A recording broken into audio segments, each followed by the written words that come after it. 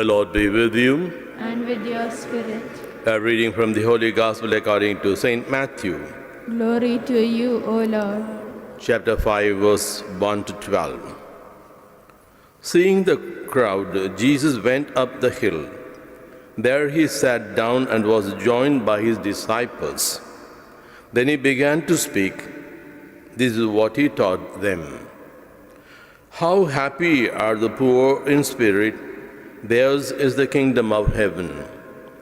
Happy the gentle, they shall have the earth for their heritage. Happy those who mourn, they shall be comforted. Happy those who hunger and thirst for what is right, they shall be satisfied. Happy the merciful, they shall have mercy shown them. Happy the pure in heart, they shall see God. Happy the peacemakers, they shall be called children of God. Happy those who are persecuted in the cause of right, theirs is the kingdom of heaven. Happy are you when people abuse you and persecute you and speak all kinds of calumny against you on my account. Rejoice and be glad, for your reward will be great in heaven. This is how they persecuted the prophets before you. The Gospel of the Lord. Praise to you, Lord Jesus Christ. My dear brothers and sisters in Christ Jesus, these days certain pictures of Jesus are circulated saying that this is the true face of Jesus. And we can collect a lot of them. One wonders which exactly is the true face of Jesus. And also recently, research have been made on the shroud of Turin. That is the cloth that is supposed to cover the body of Jesus. And it has been found and is in circulation. It has been moving from place to place for centuries. And now it's being harbored in Turin. I think the place where Don Bosco, the place somewhere there. Okay.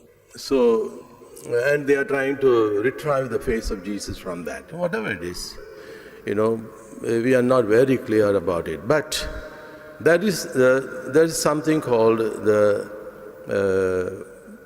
selfie of Jesus in the Gospel. That is, we can see the face of Jesus in the Gospel, and that exactly what we read today. If you read them closely, slowly, meditatively, you will see this exactly is Jesus. Jesus looked like this only. And you will see that all these things have been happening to Jesus. And that's the reason why he is the happiest person ever lived in the history. And he is the most blessed person. And it's in his happiness and in his blessedness, all the saints have participated, taken part. Before a person is declared as a saint, that's canonized, that person is declared as a blessed. Beatification is done to them. So there's the stage immediately before becoming a saint. Okay, that blessedness, that sainthood, is something that is given as a recognition from the part of the Church. And there are also innumerable people who have been really saints, who have been really blessed people. And it is possible for everyone, not necessarily that one should be recognized by the Church as a saint or blessed, but we can still be saints and blessed in the sight of God. And if only our life coincides with this, the Beatitudes, the blessedness that we read today. Okay. Our present Holy Father Francis, he says that this Beatitudes, this is the identity card of every Christian. Every Christian. Not your baptism certificate, not your confirmation certificate, not your membership in the parish, but rather this is the real identity card. Anyone who sees, who you see, in whom this is seen, all this blessedness is seen, that person is truly a Christian. Christian is one who is like Christ, not a person who is just baptized in Christian religion. Christian is one who is like Christ. And this describes how Christ looks like. And therefore let's not be disturbed about which is the true face of Jesus, and this is the true face of Jesus, and some people have got some devotion to this face of Jesus, not to that face of Jesus. But what is very important is that we should be committed to this. And if we look carefully, this is one of the things that has also inspired our Mahatma Gandhi. Mahatma Gandhi himself said that the Satyagraha, which was inspired by this, he says. It's really this. And also he also started another movement called, disobedience movement.